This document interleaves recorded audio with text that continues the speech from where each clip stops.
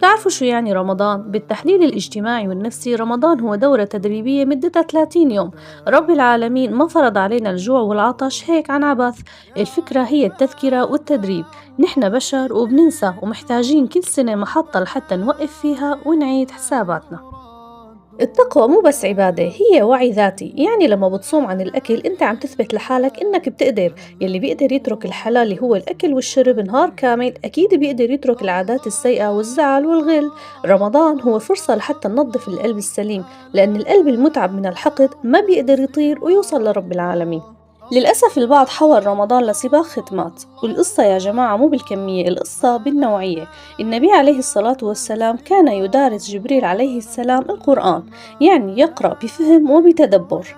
نصيحتي إلكم يا جماعة، لا تخلوا هدفكم بس تخلصوا أجزاء، خلوا عندكم ختمة تدبر. اقرأوا قصة الآية، فهموا ليش نزلت، وخلي عندكم هدف واحد للتغيير، مثلا ضبط اللسان أو بر الوالدين أو تنظيف القلب من الغل. هدف واحد صادق خير من ألف نية ضائعة. تذكروا دائما الصيام جنة، يعني وقاية من النار ووقاية من أخلاقنا السيئة. استغلوا ساعات الاستجابة، مثلا قبل الفطور وقت الروح بتكون خفيفة والنفس من كسرة. ارفعوا سقف طلباتكم، لأنه ما في شي مستحيل على رب العالمين. انووا التغيير من هلأ وخلوه يكون بداية لنسخة جديدة منكم. رمضان كريم.